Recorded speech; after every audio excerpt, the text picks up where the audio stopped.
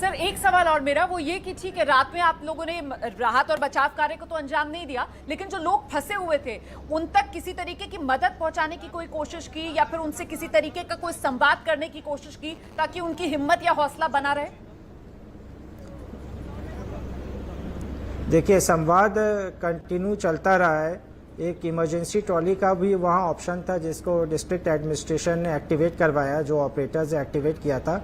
उसके हेल्प की मदद से भी इन्होंने खाना और पानी पहुँचाने की भी कोशिश की है कल, और इनसे कम्युनिकेशन बराबर करते रहे। और अब तो इवैक्यूएशन और जो हेल्प फोर्स की तरफ से होना वो जारी है, तो इससे भी इनका मनोबल बढ़ रहा है और जल्दी इसको खत्म कर लिया सर, यानी ये माने कि रेस्क्यू ऑपरेशन में ज्यादा वक्त नहीं लगेगा, क्योंकि वही जो आप कह रहे थे चैलेंज ये था कल कि अंधेरा हो गया था, शाम के बाद रेस्क्यू करना मुमकिन नहीं था और परेशानी हो सकती थी, बढ़ सकती थी। तो ऐसे में आज चैलेंज यही है कि अंधेरे से पहले पहले जो है रेस्क्यू पूरा कर लिया जाए। बिल्कुल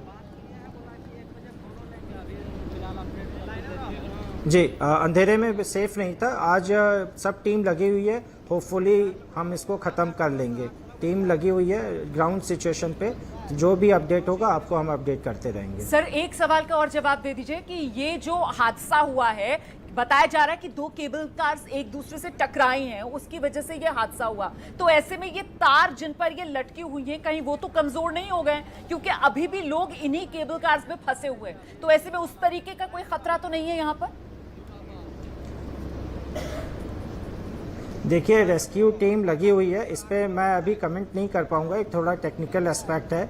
एयरफोर्स के हेलीकॉप्टर्स और जो हमारी ग्राउंड लेवल पे रेस्क्यू टीम लगी है, इसको भी ध्यान में रख के काम कर रही है। जी, बहुत बहुत शुक्रिया। एनडीआरएफ के आईजी नरेंद्र सिंह बुंदेला जी को आप सुन रहे थे, जो कि इस रेस्क्यू ऑपरेशन को लेकर लगातार नजर बनाए हुए हैं और पल पल का अपडेट्स आगे भी हम इनके जरिए आप तक पहुंचाते रहेंगे। हमारे सहयोगी प्रकाश कुमार भी लगातार हमारे साथ बने हुए हैं, जो कि अपडेट्स अब तक पहुंचा रहे हैं। प्रकाश, जैसा कि जानकारी मिल रही है कि चैलेंज अभी भी यही है कि अंधेरे से पहले पहले रेस्क्यू को पूरा कर लिया जाए। बिल्कुल, यही वजह थी कि कल शाम होने की वजह से और थोड़े डिले हो गया। अगर 3 बजे, जैसा कि लोग बता रहे हैं कि 3 बजे के आसपास हादसा हुआ, तो फिर भी टाइम था उस वक्त में कुछ भी कर लेने का, कम से कम जो नजदीक थे उनको उतार लेने का।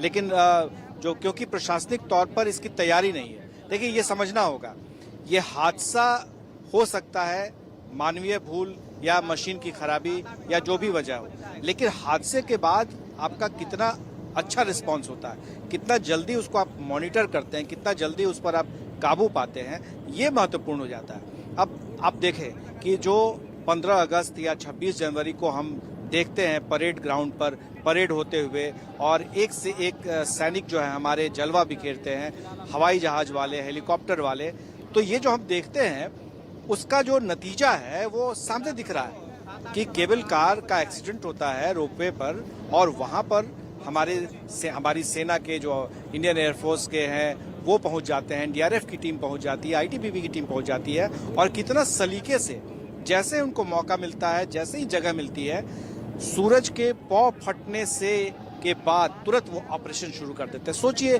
उस मनोभाव को, जो 48 लोग फंसे हों, रात भर इंतजार कर रहे हों, भगवान के नाम के सहारे जी रहे हों, और वो अचानक हेलीकॉप्टर को अपने सामने देखते हैं, तो वो जो ताजा होती है तस्वीरें, वो जो सैल्यूट पड़ता है उन्हें 26 जनवरी को और 15 अगस्त को, जो देखता है लोग, झंडा तिरंगा जब फहरता है प्राचीर से, और वो जो सेना की तस्वीर दिखती है, तो उसका ये एक एक्सटेंशन है। उसी चीज को हम यहाँ देख रहे हैं, जो प्रैक्टिकल रूप में देख रहे हैं। तो क्या एडमिनिस्ट्रेशन, लोकल सरकार क्या इसकी तैयारी नहीं कर सकती है? ये सबको पता है कि रोपवे प्रकाश कुमार, अभी जब एनडीआरएफ के आईजी से बात कर रहे थे तो उनकी तरफ से जानकारी दी गई कि साहब सुबह 5:30 बजे ही, जिस बात का जिक्र आप भी कर रहे हैं ना कि पौ फटते ही, सुबह 5:30 बजे ही जो सेना के विमान है वो रैकिंग पे निकल गए थे। अच्छा, महत्वपूर्ण बात एनडीआरएफ की तरफ से ये भी बताई गई है कि साहब रात में ही एक इमरजेंसी केबल कार भी इसी रोपवे पर चलाई गई, उसके जरिए कुछ खाना पानी की मदद पहुंचाने की भी कोशिश की गई और एक संवाद कायम करने की भी उन लोगों से जो इन केबल कार में फंसे हुए थे, ताकि हौसला और हिम्मत बनी रहे। प्रकाश,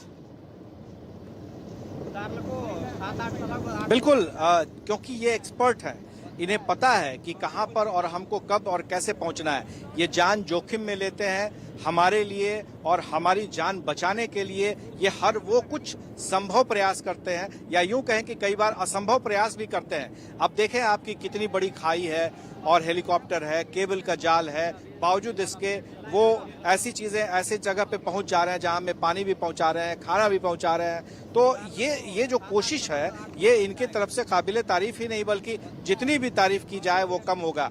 पर दूसरी तरफ असंवेदनशील सरकार जो हमारी है, जो वहां झारखंड में है, उनके मंत्री हैं, वो हादसे पर उन्हें जानकारी मिलती है फिर भी वो चुप रहते हैं, फिर भी उस पर कोई कार्रवाई नहीं करते हैं। हाँ, ये जरूर है कि जैसा कि वहां के लोकल पत्रकार भी बता रहे थे कि डीसी जो है वहां के देवघर के, वो पहुंच गए थे और उन्होंने अपनी तरफ से पूरी कोशिश की जितने भी उनके पास संसाधन थे। पर सरकार जो है, मंत्री जो है, वो असंवेदनशील बने हुए हैं और अभी तक कई ऐसे सवाल हैं जिसका जवाब।